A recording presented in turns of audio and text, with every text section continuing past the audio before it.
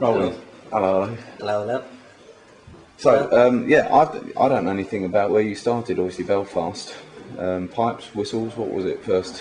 Whistles. Tin whistles.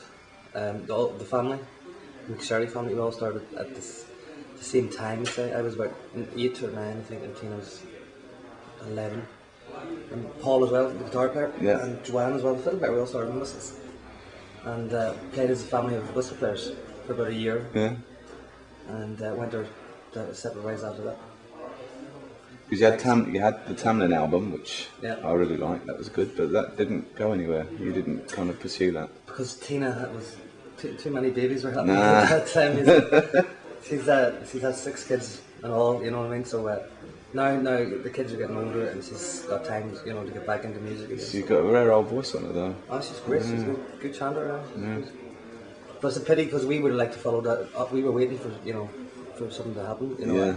And we wanted to do a lot more gigs. Because that was a sort of cause thing, wasn't it? You know, Yeah. before the cause, Yeah. it was a sort of causey sort of sound, you know. Because as well, it's just we wanted to gig it, you know, Yeah. and we couldn't because she was one of the main things in it, you know, the voice, and That's it.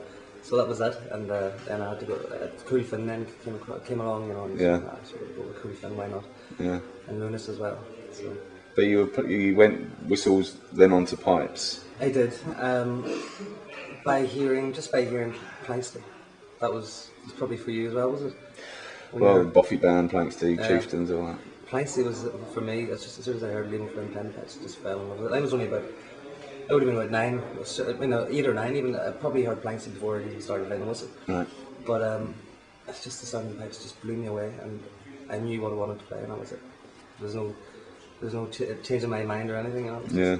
Just a set of pipes, and that was it. What pipes did you get to begin with? And the same pipes I'm playing now. Yeah. Well, the same chanter I'm playing now, and I've only recently acquired the rest of the set, a new body from Dave Williams. Okay. Great pipe man. Yeah. But the chanter, it's just something I've grown very much attached to. Yeah. You know, it does everything I want. I'm so used to it as well. It's Yeah. a matter of being used to your own instrument. But It's not Ebenezer, it's Boxwood. Boxwood. Yeah. So yeah, I mean, it's my personal. It's my sound. It is your sound, yeah. You know, and there's no point in trying to change it when it's working. So you know, That's it. why break it? Yeah. You know. So yeah, how did you get the Cool Thing gig? God, how did I get that? I was playing with Neve Parsons. This is going way back.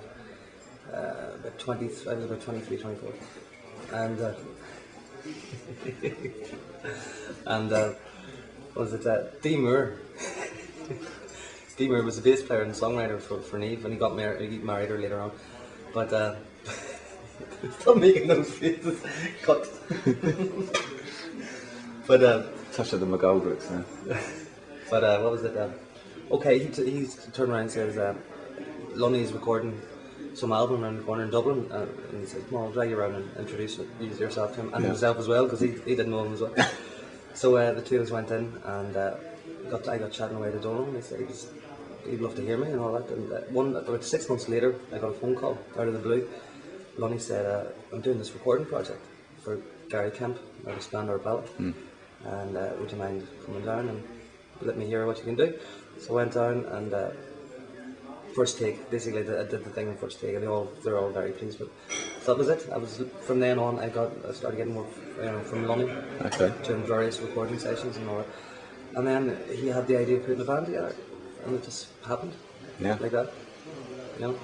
Because that was. I was over a period of about 5 years, like since I met Donal first of all, and then it would have been 3-4 years, and then when Cool Finn really started taking off, that was a band, you know. Because you did some gigs and stuff first before you went in the studio with the album. Oh yeah. We toured it. It didn't have a name. It wasn't called Cool Finn. We only got that name for the album. We were called the Donal Lunny Earth Band at one time. We were called the Donal Lunny Band as well. The Wheels of the World was another one we were called. We just all these different names, but for the same lineup. Yeah. And eventually we had to get a name for the album. Cool Finn, then was it? Yeah, because I got a call from Donal while he was making the album because you needed some whistles. That's right. I actually came down and saw some of the stuff going down, which was great. Down at Real World. At Real World, that's right. It's a great studio. Great times. We had an all night, if you remember. No, I don't actually. You don't actually remember. Yeah. So from Coolfin, kind of on to the At First Light stuff. Yeah. Well, it's playing with Mike. Playing with Mike. Who I've been playing with for years. Like me and Mike have been playing in sessions since we met each other. I was about 20, he was about 18, and we just clicked as friends, and musicians, and we just played in sessions, and as well we played in Lúnasa. Yeah. Of course, there was the whole Lúnasa stuff as well. I mean, how did Lúnasa come together? I mean, was it your thing, or was it Sean's and the other lads? No, it would have been. Basically, there was the first Lúnasa lineup was myself, Michael, Sean Smith, and Steve Cooney. That's right. Yeah. That was we did a few gigs in Manchester, and we didn't have a name. We just went on our own individual names. Yeah. And Steve and Alan Kelly as well came up, and what do you call the ballroom player? Jimmy Higgins. So we had various guests as well coming up and play. But that was really the first Lúnasa. I mean, we arranged a lot of sets. We arranged Lord Mayo's set in that time with Steve, and basically then Steve couldn't commit to, we wanted to get a band, and Steve couldn't commit. So Sean said, I know the boys, Donal and Trevor, playing with Sharon, I knew them as well. Yeah. But he says, I think they'd be up for joining us, basically, and that's what happened after that.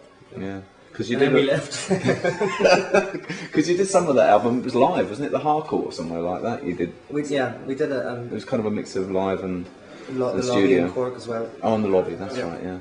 That was a great tour. That was us really getting ideas together as well. The start of the moment we knew we had to do an album, Yeah. And so we were creating ideas the night before, then doing them at the gig, seeing how they would go, and then recording them. So, I mean, that first album has definitely got something that it's a new sound. There's totally. an edge on it to it. There is. That I think we were all on edge as well. Ourselves, we were delighted with what we were doing, and it shows, I think, definitely in the album. It comes across very well. I mean, I've talked to a lot of people and they'll say, "Oh, the first album, that's it." And I mean, I must say, I did like the second album, but there was Kevin, I think, was on that as well, and people started. And that's just a different sound, and everybody brings to bands, different things, and I think there was definitely a nice chemistry between all of us. Yeah. In that first album, there was a really good chemistry. So what happened? As I say, well, there was a choice. Michael had to make commitments to either KWL or Lúnasa. He was doing it on his own band as well. Yeah. And I was playing in Tamlin and Coolfin at the same time. So it was kind of too much. It was too much to handle.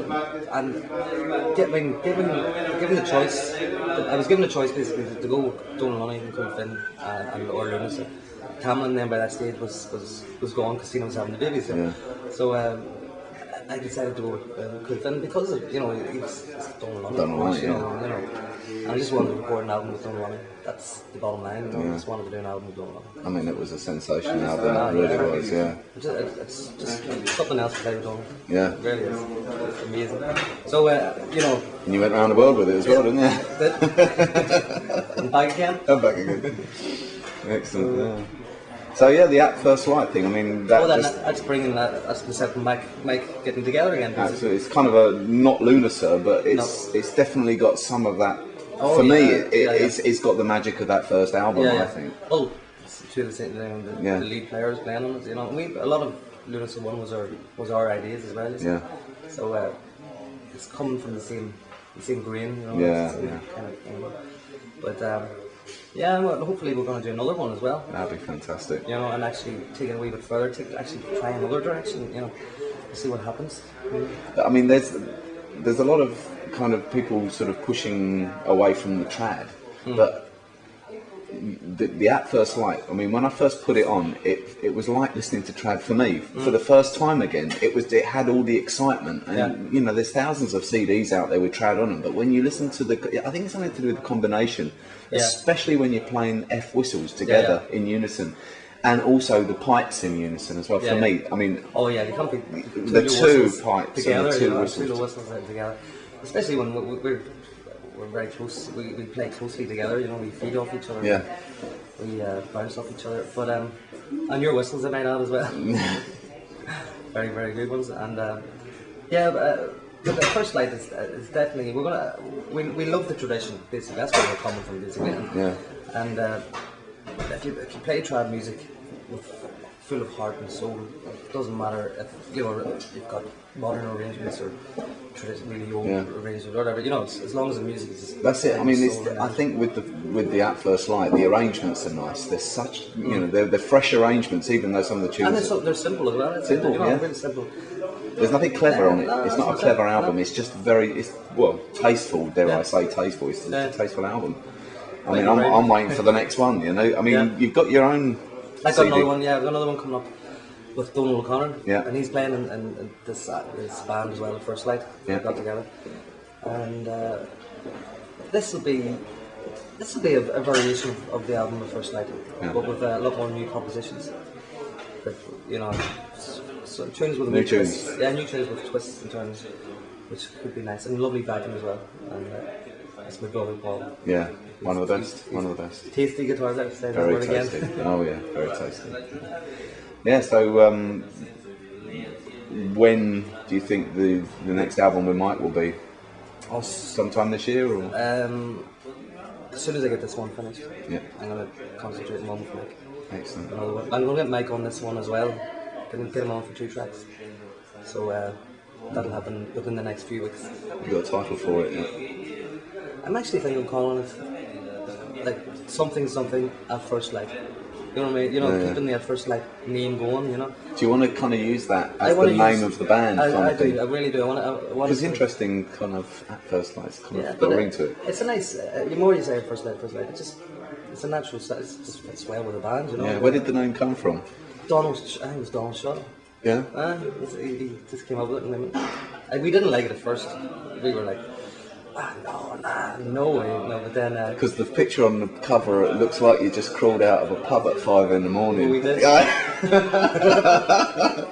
So that's the image that I had of. And you can see the big bags under her eyes and everything. Oh God, we didn't. We should have taken better photographs than that. But no, that was it. And the long shadow as well. So I've got an idea for another cover for this next album. Even longer shadows in Africa. African shadows. The African shadows, and try and you have to work in the First Light name into it, but we'll get there. So lots to look forward to then. Hopefully. Wicked. Well, thanks that for all that. Yeah.